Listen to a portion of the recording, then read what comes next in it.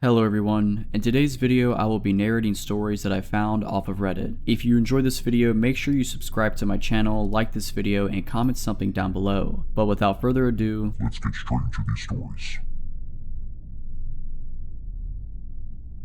Almost a year ago, I was an opener at a resort, clocking in before 5 in the morning each day. The resort is located inside of an affluent neighborhood in a very wealthy town/suburb. Employees had to park in one of two parking lots at either ends of the property, and the lot I chose was adjacent to a long and windy road outside the resort which lead to the rest of the neighborhood. The road and resort were separated by a short range of brush and trees that no one ever walked through. I'd arrived one morning per usual and put the car to park with my headlights still on. The lights in the lot were ever on in the morning since no one else really showed up before 6 in the morning when the sun was out, so it was usually always dark at the start of my walk. Save for security, I was one of the first employees to arrive on the property each morning and was usually completely alone in this particular parking lot at this time. This morning didn't seem any different. I had my hand literally at my keys, my brain in the process to turn off my car, when I noticed a young girl, maybe like 14 or 15 years old, come scampering. Her body language was the exact definition, run with quick light steps, especially through fear or excitement. Through the span of trees that separates the resort from the outside road, she was directly in front of my car, and my headlights illuminated a clear view of her in the pitch black. She looked like she was in high school, had long, blonde hair, and was wearing a jacket with pajamas maybe, like she just walked out of a house. One thing about her that bothered me was that she wouldn't stop laughing and smiling. I couldn't hear her laughing from outside the car, but she was visually giggling at something I wasn't aware of or could see, and it was so unnatural. She occasionally glanced behind her as if someone else were there waiting away from the headlights. She then waved at me like it were a normal gesture at this time and then immediately ran to my passenger side door. This all happened in a matter of seconds, and I wasn't really sure what was even happening besides my anxiety spiking. I know I simultaneously yanked the speaker cable from my phone to shut whatever song had been playing off while grabbing for the lock button. I remember feeling panicked for never remembering if it's up or down to lock when the girl began pulling violently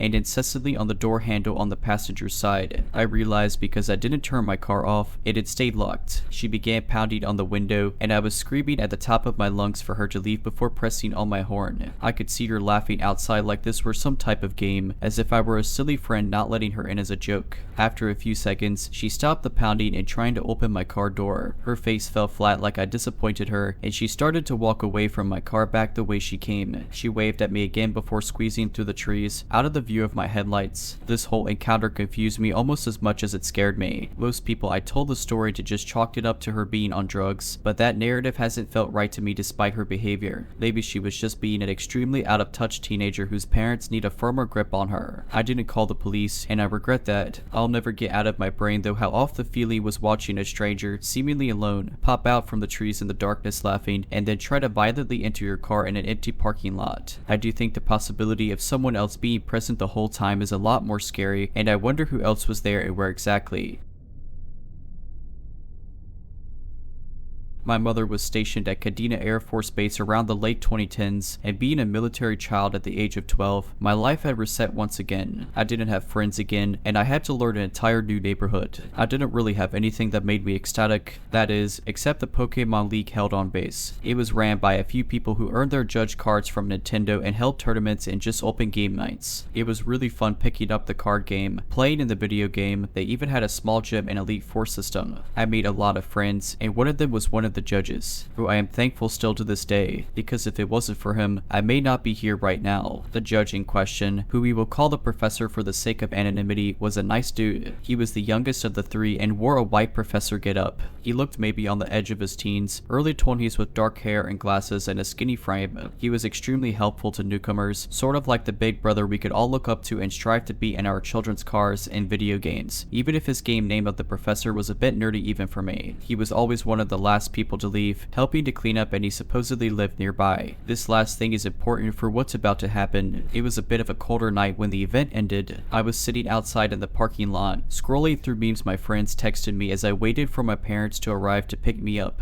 I was just kinda zoning out as the time clicked by when I heard someone nearby. Hey girl, you play Pokemon? I would look up at some really big dude, kinda chubby looking. I saw him every now and then in the events, and he didn't really stand out to much. I give a small nod, said yeah I do as as he gives this wide smile, like creepy wide. He starts walking forward and I am hit with this nasty stench, like bad body odor. I blink a bit as I see he's walking from a black sedan with its back door open. I got this cool card collection. Come here, let me show you. Now, my parents have always taught me stranger danger, but my kid brain thought, hey, he went to events and I saw him, so he should be fine, at least, so I thought, until he grabbed my wrist and started to drag me to the sedan. To say I immediately started screaming is an understatement. Stinky didn't care though. He was still dragging me, saying how I will have fun and throwing out things about trading cards, like someone listening would think that he was dealing with a whiny kid. I honestly thought that I was going to be taken and I would never see my mom and dad again, that I would be on the back of a milk carton and never seen again. Silly, I know, but I was rather sheltered about dying and death at that time. Thankfully, the professor had walked out at that very moment, presumably on his way to walk home. All I know is I hear the sound of fabric hitting this dude's face as the professor had swung his professor coat right into the dude's face. I feel his hand go to where the dude's grabbing my arm, and I see his hand grab Stinky's pinky finger and yank back. Hard. Stinky let go and yowled like an animal as Professor pushed me back behind him as he yanked his coat off of the dude. He then kicked at the back of the dude's knees as he caused him to buckle as Professor grabbed his wrists and pulled back on them. Stinky groaned and even more pained as Professor looked at him with just a cold look in his eyes. The big brother figure was gone and something else in its place, and I think I was a bit scared of it. Professor's tone of voice when he spoke didn't help either, like icy daggers lingered with his words against Stinky. If I see you back here or doing this stuff to my charges, this will pale in comparison to what Japanese prisons will do to you. Stinky would scramble away and get into his car and peel out of the parking lot, Professor glaring at him until he was out of sight. He would then guide me inside of the venue and buy me some fish and chips and sit down with me until my parents arrived. That cold persona he had when he kicked that dude was gone, back to being the big brother I knew. To be frank, that frightened me. I didn't quite understand why the teenager was so aggressive. I only later learned that the professor was a black belt who taught kids how to defend themselves with his mother at the local activity center. I suspect he had something of a protective persona or something in his own life led him to act in such a way. He explained the situation to my folks when they arrived. I wasn't allowed to go to the events and leak as much as I used to but did from time to time. The professor was still his normal self at the events and helping people, but he would stop coming to the events a year afterwards, his license having expired and his father moving out of the country soon. Reaching about the same age as he was, and with a little sibling on my own, I sympathized with how, for a brief moment,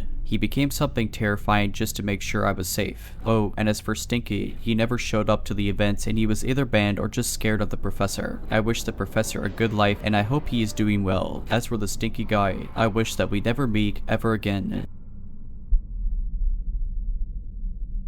I was a 17-year-old girl at the time. My boyfriend, who was named Joe, is 19, his brother Joe is 16, and his friend Doug is 20. Lee and my boyfriend just did a major cleaning of my house. To celebrate, we wanted to go to the creek on our day off to relax and enjoy ourselves. The creek we went to was secluded, outside of the town and in what we call distracts. There's never very much traffic and not many houses in the surrounding area. This creek is amongst the more popular hangout spot when it gets warmer, but it's government property and open to public. It's really hard to get into in almost a mile walk to make it going through ruts and big pond like mud puddles, so you were forced to walk it if you didn't have a truck that was especially good at mudding and easy to maneuver. The last person we heard attempting to drive down the path flipped their truck and no one ever attempts to drive down it. It was later in the evening and getting dark, so we were going to try to build a fire to warm up after we swam. We were there maybe 30 minutes when we start hearing trucks and seeing lights in the woods like someone was driving down the path to the creek. When we arrived, no one was there and the last car was leaving. We soon see this lanky man stumble down the path with a bottle of whiskey. At first, we thought he might have been a teenager around our age just trying to find someone to hang out with and stumbled across our path. It was just a coincidence. We soon learned he was a 26-year-old guy and we told him our respected ages, which was the first flag because he offered us alcohol even though we're underage. Although proven not to be poison or anything, it was just strange. He was very persistent with helping us start our fire. He mentioned how he could go grab his machete out of his truck to chop the branches or to go to his camp where he had 5 gallons of hand sanitizer. But soon after he mentions going to get the hand sanitizer, he mentions that he hasn't been to the creek in a while lately, about a year. My question is though who has hand sanitizer in large quantities stored at a camp that is not permanent or permitted since it's government property. As we continue to talk and kind of learn a little bit about each other, this man was meticulously not telling us who he was but with anything we said he would relate to, like living on the same road as my boyfriend when he lived with his dad, but my boyfriend didn't know who he was even though we live in a small town with a small population. Only after my boyfriend boyfriend had mentioned it. Also said he was from the same town I grew up in, which was almost 2 hours away in a very populated town, so seemingly like a serial peer or trying to relate to us to gain our trust. Eventually he asked why we haven't asked him his name yet, and we proceeded to not tell us anything about his name or who he is, but claimed that we have done this all before, like we have been in the same place with him before doing the same thing. We have not been to this creek in almost a year, and I only went one time before and do not remember him. He acted like he was stuck in a time loop. He claimed that he knew us all already. I just moved to this town and don't know very many people and stay very much so to myself, so I remember a lot of the people I meet. What made it worse was the smiles he was giving all of us when no one else was looking. It was bone chilling, and he knew we were kind of freaked out of him, and he would make sly comments that we didn't really pick up on. After that we decided it was time to leave as Joe had school in the morning. As we were walking up the bank of the river, the man whispered into Doug's ear that if we kept asking questions we were going to find out something we didn't want to, and mentions how we are all scared of him and that he could tell, and tries to more sarcastically defend himself, seemingly making it worse because we could sense the danger. This man persisted that we get in the truck and ride with him, and when we denied he wanted us to sit on the tailgate, which we denied again, he wanted to have us walk in front of the truck so we could use the headlights to see. We eventually convinced him that we would walk behind, and he said he would go walking speed and let us keep up. He then starts making my boyfriend help him jump his newer model truck at the time that was beat up. We finally get the truck going, and Joe at this point is shaky with me and starts getting noticeable uncomfortable when the man starts making persistent remarks about how he should get in the truck with him and ride so he didn't have to walk. We didn't allow him to get in the truck, and the man stopped asking. After that we start walking at a slow lurch, not seeming to look away from him through his back glass. When a bigger mud puddle comes up he stopped and told us to back away from the truck and turn around, like he didn't want us to get covered in mud, but said it in a remarkably weird name that set off about 100 buzzers in my brain. I personally didn't look away from the truck, not even a second, and when the truck was far enough away where it was slinging mud we went back to following. At that point he is driving faster, so we are having to use flashlights to keep going to catch back up. He stopped and let us keep up and then sped off again to where he would wait until we were about vision distance away and skirted out to the road. We still had about a 5-minute walk, extremely anxious because we didn't know if there were people with him waiting for us to make it to the car. We made it to the car and not seeing a trace of the guy or his truck, and quickly get into the car to leave. As we are pulling out to leave we see the dude seemingly been parked at the bridge waiting for us to leave. He then followed us down the road and we eventually lost him and all made it home safely. We still don't know his intentions were for that night, and nobody else knows who he is, and I can't seem to find him online. And the only other information I know of him is that he is known to creep around town and tries to hang out with other teenagers in town. Whether or not he was harmless but drunk and coming of wrong, or an escapee from a mental institution, I hope me or anyone else ever have to cross paths with him again. We will no longer be going to the creek after dark or back to that creek in general. If you're liking this video, all I ask is that you make sure to subscribe to my channel and like this video. Thank you. When this took place, I, a 20-year-old woman at the time, was finishing my degree in the city and working as a casual receptionist at a firm. One of the employees, Nick, told me one day that one of his clients, who he said was a stand-up guy, thought I was very cute and wanted to see if I would be okay to give him my number. We went to dinner and he was charming enough. He was in the medical field and was about 7 years older, but I didn't mind as my own parents had a similar age gap between them. We talked about my studies, and he told me he thought my rather run-of-the-mill family life was amazing because his life was so different. He was adopted as a baby and his father was abusive. When he was 15, his mother left and he never saw her after that. He was kicked out at 18 and ended up in a terrible car accident in his early 20s. For a long time, he stayed at a relative's house and worked to support himself. Yeah, a heavy conversation on the first date, but all I felt was this overwhelming no-eye compassion for this poor human who had been through so much. He seemed nice, was smart, handsome, and though he was just a touch too serious, given his life I figured that was understandable. We ended up dating, but by about the 3rd week, things started feeling a bit weird. He refused to introduce me to any of his friends because his last ex had left him for a friend. He also hated that I had male friends because of the same reason, and he would insist on reading any texts I sent or received from them. I made excuses in my head for him like, people need to heal, or sometimes they need a crutch before they learn to trust, or well, it's not like I have anything to hide. He started being critical of the way I spoke or acted and dressed. He was also super insistent we move in together, but I felt it was way too soon. talking. In arguments, sometimes he would get a weird look in his eyes that made me feel unsettled, and I once tried to break the tension by half joking, "You look like you want to hit me," to which he responded, "I wouldn't bother if it came to that. I would just kill you." I was so shocked I didn't even react to that until days later. Recounting it, red flags everywhere, but though it might be hard to believe, I was actually convinced I was falling in love with him. Most of the time he was perfect, until he wasn't, but he would explain that was only because he had so many issues from his past, and I would believe him. Then one day, I told him what I thought was a funny story about a random guy in my class who asked for my number. This guy had asked under the guise of getting notes for classes he'd missed, but I only offered my college email address, explaining that I had a boyfriend. Hilariously, as soon as class ended, I saw this guy annoyedly throwing the paper I wrote my email on in the bin on his way out of the lecture hall. I expected my boyfriend to laugh, but he lost it. He accused me of leading the guy on, accused me of wanting to cheat. I was furious because I knew I had done nothing wrong. When he angrily threw a mug at the wall which shattered, the whole argument came to an abrupt halt. I was scared and angry, so I grabbed my bag and bolted out of his apartment. I thought he would stop me, but he didn't. I went home, cried about it to my cousin, who is 30 and who I was living with, and assumed it was over. Days passed and I hear nothing from him, and within those days I started questioning everything. Suddenly it was clear as day that this relationship was toxic and very unhealthy. Even if he did have a tough past, it wasn't my job to fix it, and it wasn't an excuse for the way he treated me. I was starting to accept that this was just a horrible near miss and get over it when he texted me, groveled apologies and how much he missed me, and I made the mistake of responding. He called and I picked up, but it was because I wanted to tell him I still thought it wasn't going to work out. He cried, yelled at me, asked me how I could do this to him when I knew that everyone he loved in his life had abandoned him, and how could I do the same? He told me he would never be able to love again and that it was all my fault. I had broken him.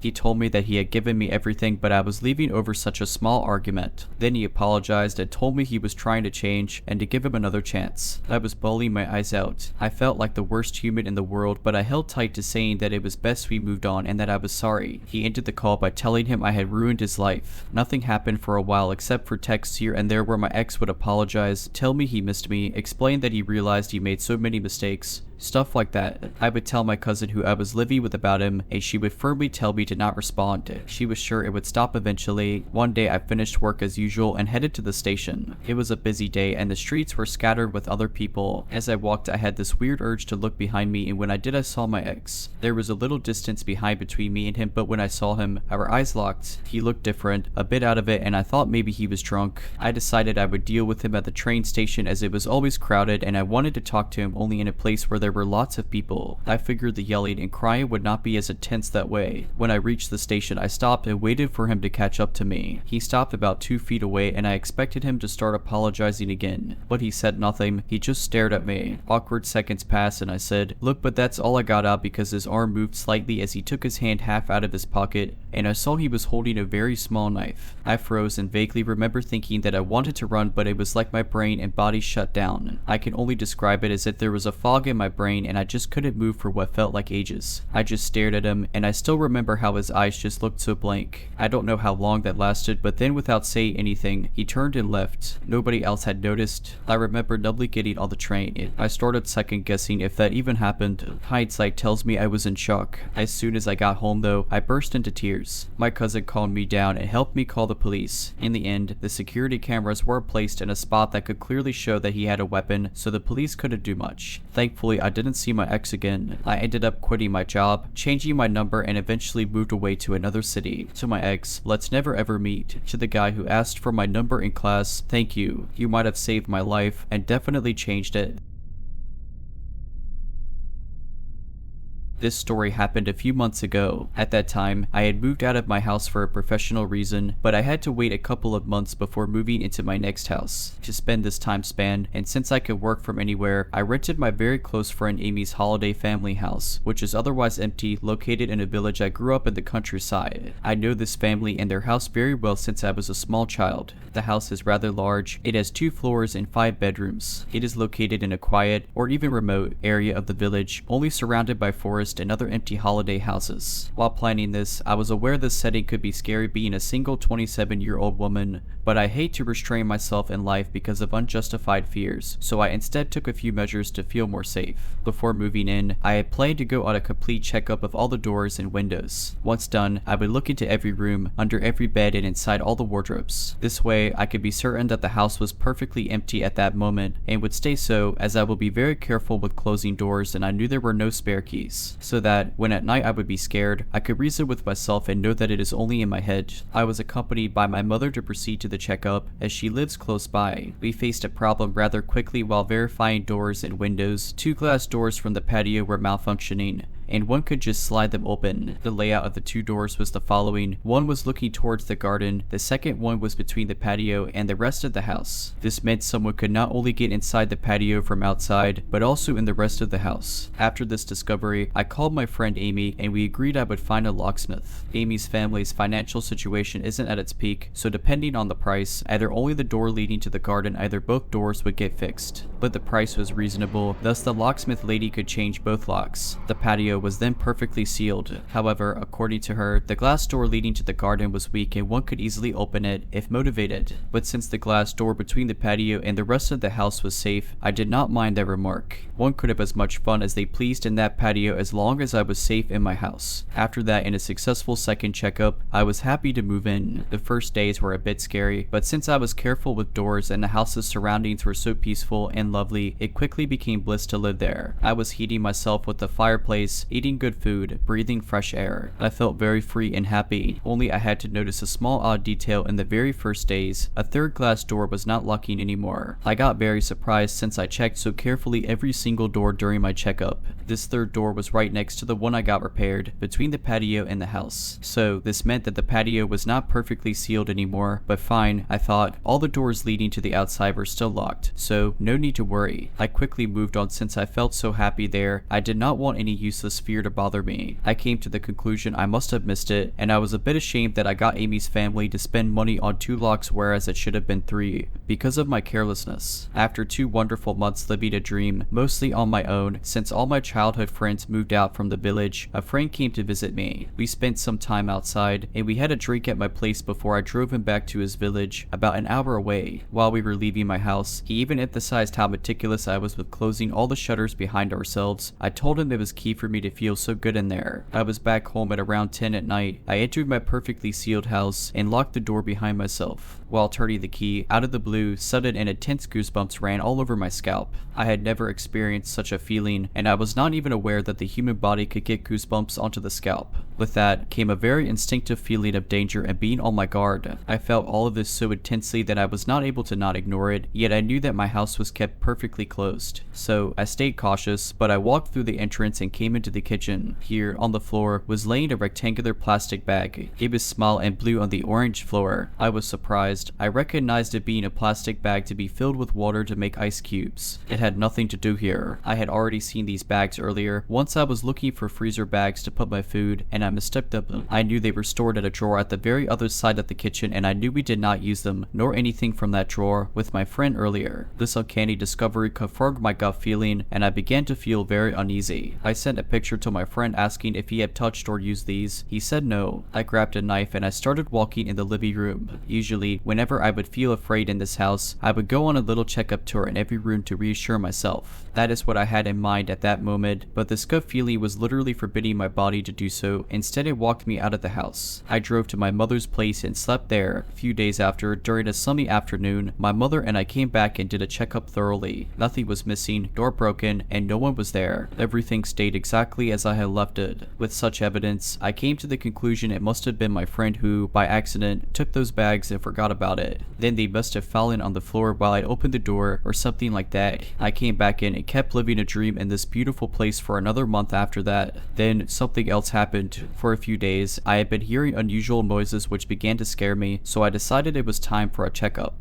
It was around 9 at night. I began going in every room, looking under every bed. Downstairs, all clear. I walked upstairs, opened the first bedroom, and surprise, the light was on. This caused me a small flinch. I never go to these rooms upstairs and they remained closed closed all the time. Nevertheless, I walk towards the wardrobe, but before opening it, I get a second flinch as an unknown object is now laying on top of the furniture. I open it, nobody. I close it, and I look at the object. It is an elongated black fabric sheath, rather big, with a hook to carry it on a belt. A terrifying idea crosses my mind that it may be a knife sheath, but I brush it off, as I don't need my imagination to get crazy in such a situation. I finished my checkup, but despite nobody being found, I could not help but feeling weird about the sheath and the light. I went to sleep at my mother's place that night too. The day after, I checked with my friend Amy. No family member came into the house while I was away, nor did they recognize this object as belonging to any of them. I dropped it at the police station, and according to them, it is likely a hunting knife sheath indeed. Then, I started thinking again at the patio's third door. It had been coming in my mind for some weeks, but I had been dismissing the idea to avoid unnecessary fear. Reflecting back at my thorough entrance checkup, it is very unlikely that I would have missed a door. As well, the locksmith had changed the lock of the door right next to this one, and even stared at it to see how a well-functioning lock looked like. With Amy, we had first imagined that an old Airbnb tenant could have made a copy of the keys and the locks had to be changed. But more and more I was sure the person was coming in the house from the patio. Another locksmith came and looked at the third door's lock. She said, "Oh yes indeed." The lock part screwed on the door frame, where the lock embeds itself, had been screwed off. She also checked the door leading to the garden, and her colleague had pointed out as easy to open. She said that's obvious, meaning in her laconic way there was very little chance for all that to be a coincidence. I left the house for good after that. I believe a person had their little habits in this house, using the way I shut when I arrived, and they made sure to be able to reach inside the place despite my changes. Thinking that all this time I was living my life peacefully, reasoning with myself not to be scared, that the place was safe and locked, it actually was not.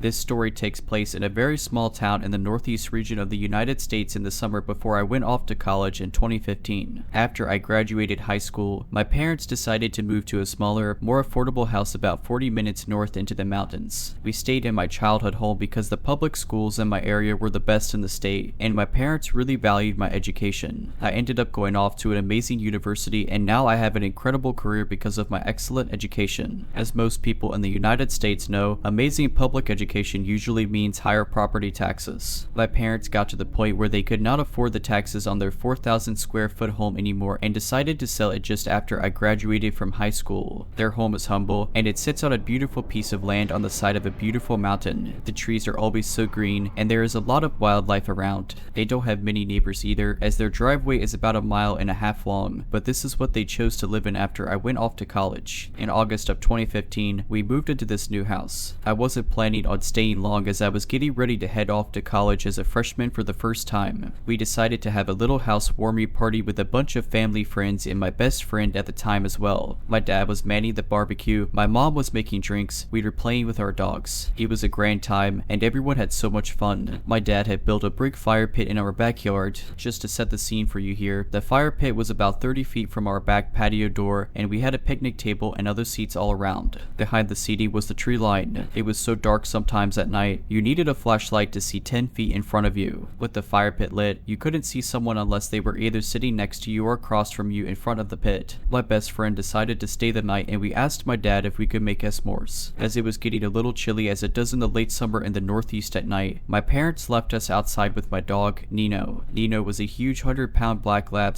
/ pit bull mix. He was such a loyal and incredible dog that my dad trained as his right hand. He was our protector, as he could run extremely fast, was very strong, and alerted us when something went bump in the night. Side note, he passed away a week before I got married in 2022. He was 17 years old and lived an adventurous life with my parents, hunting squirrels, laying out in the sun, and running amok. Nino laid in between us, facing the tree line, and my best friend was to my right. Our backs were to the dark, dense tree line. Our first mistake, we were laughing, joking, and eating s'mores together, planning for the future, and generally excited about going off to college together. She decided to play some music, and we just relaxed, feeling content and at ease. It was the perfect summer night until Nino started growling. I saw his ears perk up and his head jerk to the side. He then sat up and continued to growl. My best friend and I both looked at each other, thinking Nino just saw a stray animal or something non-threatening. This area was known for lots of deer and rarely a coyote or wolf. As he was trained to help my dad hunt deer, we assumed it was a buck or fawn in the distance behind us. We went back to singing along to the music playing and talking about our fall 2015 class schedule. Again, Then Nino started growling. Our second mistake. We did not call out for my dad. We didn't even think there was a problem until Nino started barking repeatedly, this time louder and more vicious. He stood up and started barking as if alerting us to activity beyond the tree line that we could not see. We stood up as well, the fire obscuring our view. My best friend took her phone, paused the music, and turned on her flashlight. She started to walk towards the edge of the tree line with Nino by her side, still growling and barking, alerting us to not go any further and to call for help.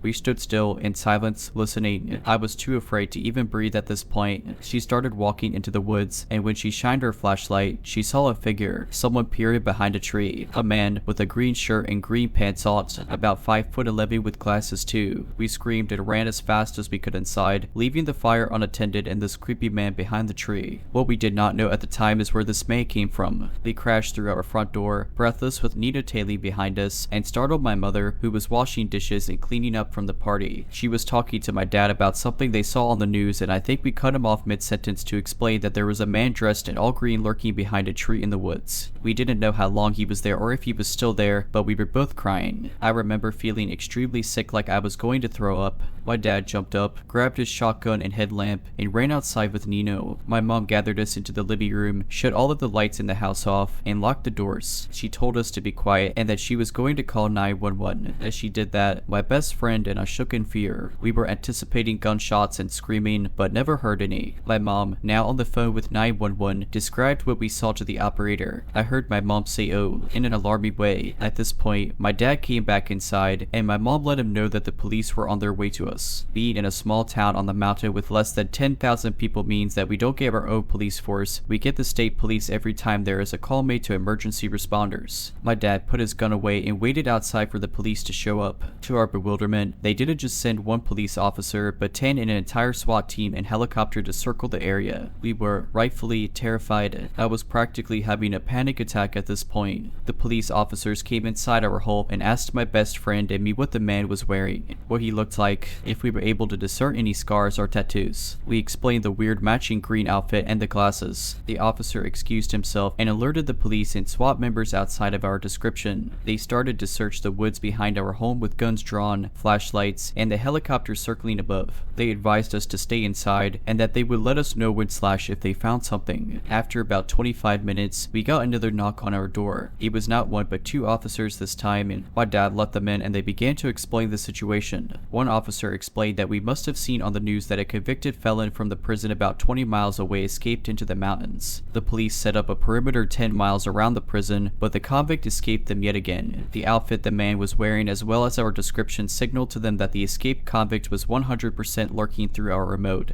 densely wooded backyard that night. The all-green outfit was a standard issue for prisoners in my state then. They did not, however, find the man near us after 25 minutes of searching. He was still out there. The officers let us know that they were going to have a squad car stay and watch our house for a few days as they were unable to locate the fugitive, and believe he is still an active threat to our safety. That night and for 3 nights after that, we all slept in the living room together. My dad's shotgun was within arm's reach of him at all times. Later that week, we got another knock on our door from the officers stationed outside of our home. They let us know that the man was back in police custody and that we were safe. They advised us to get security cameras and how sorry they were that this happened to us. Alright, but that's it. I hope you enjoyed this video. If you did, make sure to subscribe to my channel, like this video, and comment something down below. But as always, Have a nice day.